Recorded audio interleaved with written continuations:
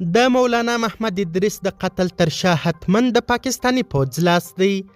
د اسلامي امارت اړوند رسنۍ المرصاد په یو تازه تحلیلي راپور کې د پاکستان پوځ د دیني علماو، مدرسو او اسلامي شخصیتونو پر ضد په منظم سیاست تورن کړی او ویلي دي چې پاکستانی پوځي رژیم د غرب د ګټو د خوندي کولو لپاره د خپل ولس دینی ارزښتونو او اسلامي شخصیتونو پر ضد دریځ خپل کړی دی.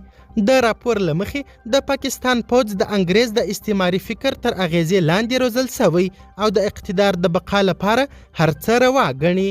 المرصاد ادعا کوي چې پاکستانی جنرالانو په بیلابیلو وختونو کې دینی مدرسې، جهادي تحریکونه او اسلامي شخصیتونه د خپلو سیاسي موخو لپاره استعمال کړي او وروسته هماغه کسان د ترهګرۍ تر نوم لاندې قرباني کړي دي. راپور د لال مسجد خونړۍ پیښه د پاکستان د پوځ د اصلي څیرې تر ټولو ستر مثال بولي.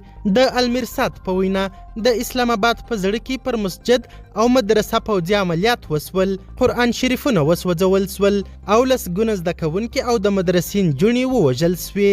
المرصاد د داعش نوم د یوې استخباراتي پروژې په توګه یاد کړی او ویلي دي چې هر ځل د اسلام او جهاد د بدنامولو اړتیا پیدا سي د داعش نوم راپورته کیږي، خو قربانیان یې اکثره دیني عالمان او اسلامي شخصیتونه وي.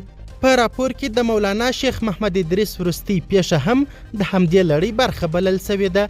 د المرصاد په وینا د نوموړي تر شهادت مخکې خپاره سوي غږیز پیغامونه د فشار او استخباراتي تعقیب ښکاره نشي درلودې.